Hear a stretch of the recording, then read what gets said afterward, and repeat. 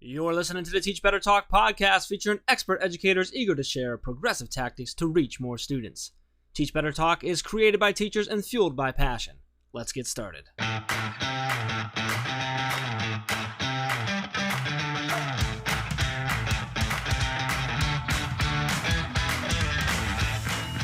Hey everyone, welcome to episode 6 of Teach Better Talk. I'm Ray Hewart, and as always, I'm with the wonderful Jeff Gargis. We are so excited. We have absolutely so much in store for this episode. We have an incredible educator we'll be talking to, but before we get started, Jeff, how are you doing?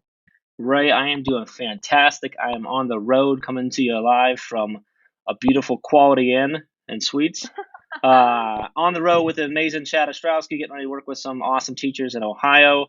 So I'm super excited. We are at episode 6. We've got a fantastic educator with us, Bryan Zwemke. Bryan is a principal at Rotolo Middle School in Illinois. He's been there for 4 years.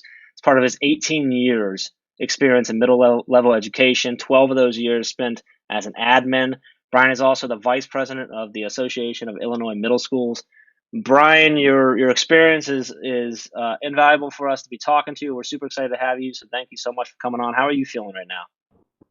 I'm doing really good. We got about a week before we get started in the 2018-2019 school year, so we're super excited about that. Having kids back in the building today. Got the big locker move-in day tomorrow.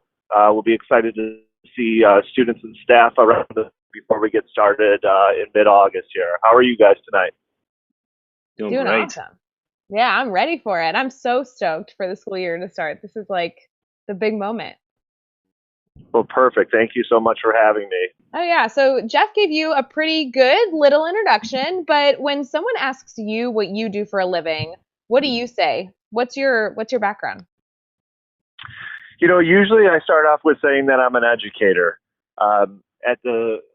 Currently right now, my role is I get to serve as a building principal in a great school district in Batavia, which is a western suburb of Chicago. But I start with an educator because that's where I started. I started as a classroom teacher and then had the opportunity to take on multiple administrative jobs throughout the Fox Valley region in our area. But I really want to make sure that no matter what role I'm in, I always think of myself as an educator first and then talk about the roles later. Love that. That's such an important piece there to always continue to have yourself in that mindset. So that's awesome to hear. We touched you think of yourself as an educator first, and you've been an educator for 18 years now. So 18 years in a couple different roles, that's a lot of experience, a lot of different challenges I'm sure you've had to face, different situations you've been in, different people you've worked with, different students and stuff. So, one of the things that I always tell people, and I'm constantly telling our team, is that I've been very, very fortunate enough to fail a whole lot in my life, because I feel like I've learned from every single failure, and all those failures have led me to where I am and the person I am. So can you tell us about a time that you failed, a failure that you've had? Kind of take us there with you. How did that make you feel? And then tell us, how did you overcome that? And really importantly, what did you learn from it? Well, I certainly think that there's been lots of experiences that haven't gone according to plan. And, if you think about failing up or fail standing for first attempt and learning, kind of thinking about it from a mindset standpoint, there's countless examples of where failure works. And if you could think about it, with a relationship or with the way that you may have handled something with a parent or a teacher or a child, there's examples. When you think about it from an initiative standpoint, a failure may have come in terms of not having a process in place. There's been failures, probably the ones that have frustrated me the most is when I've moved too fast as a leader and not necessarily explain the why before the what. The what often comes really quick when we're working with a group of talented people and we're thinking about strategy and we're thinking about different ways to implement something. And sometimes we fail as leaders or as teachers or as educators or whatever the role is when you haven't taken the time to explain the why for that process to work or the why for this new initiative to happen. And then you end up with kind of that experience where, your initiative, your idea, even the ideas that you're supporting, even if it's not your own idea, then fails because we haven't identified the why or the purpose. It's funny, Brian, we talk about that a lot on the Teach Better team, how you have to ensure that every moment, even in the classroom or when you're rolling out an initiative, you start with that why. Because if your students, if your staff, if the people in the role understand what they're working towards and why it's so valuable, it's incredible how different the ownership and the buy-in ends up being. Yeah, I would agree with that. I mean, I certainly think that you can have some short-term wins or some short-term, initiatives put in, but that longevity and sustainability without the why, I think we are way beyond the era of because I asked you to or because I said so. And certainly it's something where we have to identify with all of our stakeholders with us, community, teachers, parents, administration, all kind of working together of why. And the other thing related to why, it's really the core piece of adult learning. If we can work with our faculties and with our stakeholders to identify that why, it goes really a long way. That's awesome. That's huge. So let's flip it around now, Brian. Let's talk about a success that you've had. It can be big or small, doesn't matter. But let's talk about a success. What was it that happened? Why was it a success? And then what did you really take away from it? Really, the successes come from when you're working with teams. Um, we have a really large middle school. The more opportunities we have to work with our leadership structures, the better. So when we have an opportunity to work with our teams and something is teacher grown, and they want to come up with an idea to improve our school, taking that out to their departments, to their teams, using feedback loops, bringing things back and kind of taking the mantra of like slow is smooth and then smooth can be fast later. Those are really good experiences. And it can be things that, can be logistics. They can be, further initiatives and continuous improvement. It could be things, related to, instructional strategies. But at the core of it is ownership. So those, something takes its time, time over time, and feedback is involved. Really is like irreplaceable and kind of that interdependent model that you need as a leader right now in education. Now, I have to say, Brian, I know a lot about your background. We've obviously been friends for a long time. One thing I'd love to highlight when I think of your successes, one of the many ways I've seen you be incredibly successful is through the Ames board. I mean, you're the vice president of the Association of Illinois Middle Schools, and that role really has a very special place, right? We're working with middle school principals and teachers across the state to really support them. And so can you elaborate a little bit of what Ames does and how you've been able to be a part of the growth of this organization? Yeah, thanks for that question. The Ames Network really ultimately is a middle school advocacy group that connects professional educators across the entire state. And Illinois is a very large state. I have always had the good fortune of working in a middle school. I had the fortune of going to a middle school, probably in the height of the middle school movement in the early 90s. So I've really enjoyed working and being a part of that model for a long time. So it's really a passion of mine. Um, the Ames network has been around for decades now and is steeped in research. There's been great educational leaders that have served as on the executive board or as board members before. So I'm just honored to be, in that position now and trying to do my part to connect. Obviously, we're connecting different now. Certainly through technology and conferencing, and but the same, methods, ring true is understanding, middle level development and social emotional learning, and connecting all of the collaboration models together really is like a passion for me being able to serve in that role. Yeah, I couldn't agree more. I mean, and that brings up a whole nother point, right? I mean, so I'm a middle school person. I'm currently a sixth grade math teacher. And when I got to connect with this network of middle school teachers, I really felt like I was talking to my people, right? This is my PLN, my personal learning network that that I can start brainstorming really authentically with. And it gets me so excited about kind of where education's headed, where teachers are constantly building their network. They're constantly seeking reflection opportunities and insight, not only from people in their buildings, but then people far across the country that they're able to connect with through all these great organizations. So what are you excited about right now in education, or about what you're working on? Well, I think that probably the biggest thing that people are working on right now is, collaboration with each other as classroom teachers. So the more that we can build collaboration, even in our own schools and then outside of those schools, you just build that collective efficacy of all, the people involved. I was telling a story when we're hiring, new teachers this fall, thinking about when I got my first job. I had all of my materials photocopied off, and it was really an independent endeavor. And where I'm bringing staff into our buildings now, and principals are bringing staff into their middle schools, they have the ability to work with people 5 days a week through multidisciplinary teaming or interdisciplinary teaming or professional learning communities.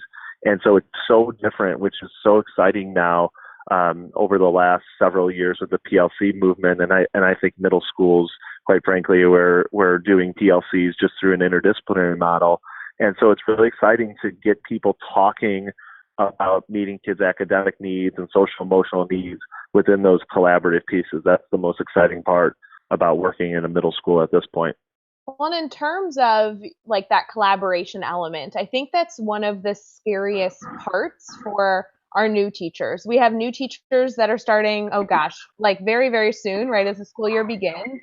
And our teachers are looking at how to start their first year. And it's comical when you talking about making photocopies of your own classroom. Like this is the age where teachers are really needing to support each other, building curriculum, but then also reaching all their students' needs.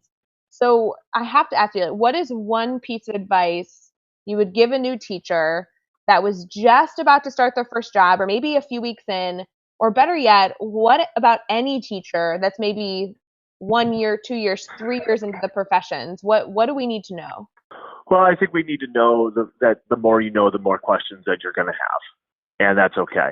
That leaning on your professional network is probably, the most important thing you can do. So build relationships with your colleagues, take time to get to know who they are, not just as practitioners, but also as people. Understanding that, the methods that you're using now are going to continue to evolve. But I think probably the best advice I can give is figuring out some sort of way in your life to balance out the professional life and the personal life. Oh gosh, this one's hard. I know having I can buzzword it all day long about having a growth mindset and taking the opportunities to try things and not worrying about failing. But the reality is, I think that when you start, you want to feel like you're doing a good job. You want to feel like you're connecting with people. You want to connect with kids. You want to manage a classroom. You want to take all of those things that why you got into education in the first place and try to execute them. And the reality is those things are going to take time to become a seasoned veteran teacher who has those skills. And for a more of a novice teacher, kind of those cornerstones of let's build relationships with students. Let's make sure that we are collaborating with professionals and understanding that it's going to take time and try to figure out that work-life balance as best as you can. I think that's such a huge piece. Man, The that it's going to take some time, because you're right. New teachers come in and they're so excited about being the best they can be and reaching every student and being amazing and changing lives that sometimes those things that come up, those challenges they didn't see coming, can really hit hard because they were so focused on being amazing and working hard. And I think just understanding that, hey, this is going to take some time. I'm going to learn. I'm going to have questions. It's going to take me a little bit to find that balance and find my rhythm. That's crucial. well, Jeff, I feel like Yeah. we see that Yeah. often when we go into districts and we start supporting them with whatever PD they need, right? We're like doing professional development on whatever their district really feels like they want their teachers to focus on. And sometimes you get a new teacher and they just look at you with with their big eyes and they still want to do well, but they're just like completely overwhelmed with all of the things teaching has in store. So it's a balance for Yeah. sure. Speaking of balance here, we're going to make you balance here right now, Bryan. So we're going to do these next 6 Oh gosh. questions, but we're going to answer them in 15 seconds or less. What do you think? All You right, ready? let's try All it. right, let's go. It's going to. We have editing. We have editing on this, Nope, right? not editing. I'm keeping whatever you go with. It is what it is at this point. All All right, right, here here we we go. go. What is one ed tech tool that you cannot live without? Google. What book are you reading right now? Middle school, A Place to Belong and Become. Who do we all need to follow on Twitter today? Besides yourself. Or Besides you, yourself. or you two. Yeah, besides us. George Koros. Nice. What's the best YouTube channel for educators? That's a tough one that stumps everyone. All right, I'll flip it. Best YouTube channel or website or blog? Wow, that's a good one. And it can't be, I mean, teachbetter.com. it That would could I be be. was gonna say I was gonna really say teachbetter.com. Yeah, that's where I'm landing right now. All right. Brian, I follow your Twitter. You sometimes, tweet about Edutopia and all that stuff too. So there's a lot out there. I do like Edutopia out there, but yeah, I've been on the Teach Better. All right, what's one daily, weekly, or monthly routine that every teacher should get into?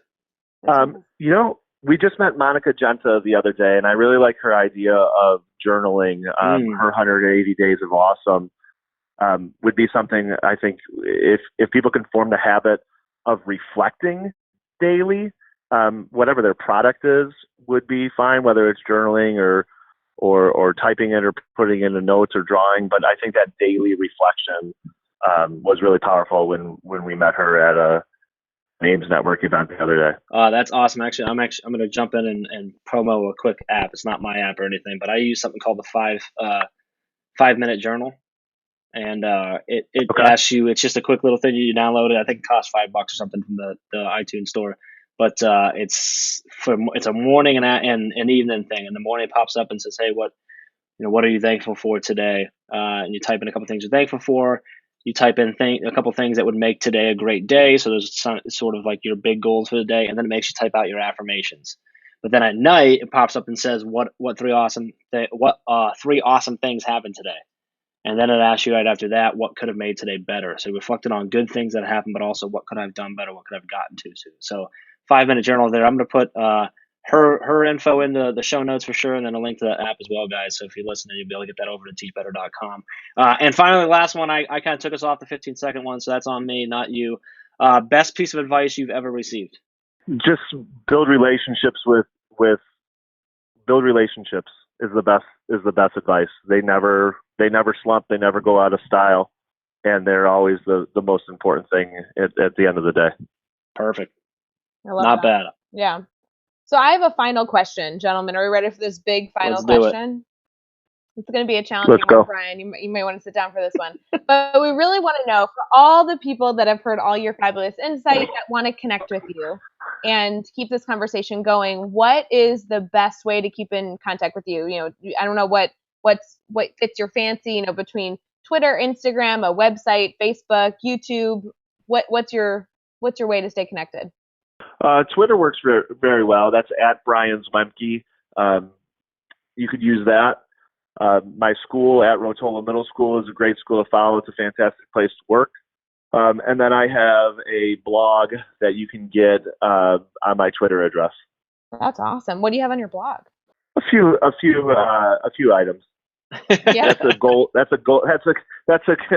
your edit. That's my goal for this school year is to blog more and get more active in that realm of education. Right, and everybody, you all heard it here. He has that goal, so now we can all hold you accountable for that this year. So I love the whole it. world can hear it.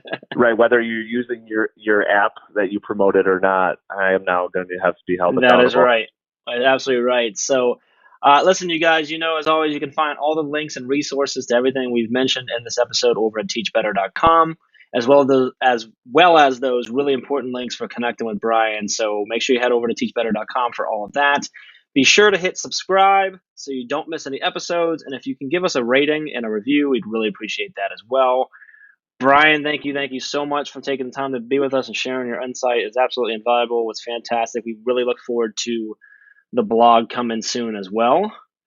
And until next time, guys, let's get out there. Let's teach better. Thanks, Jeff. Thanks, Ray.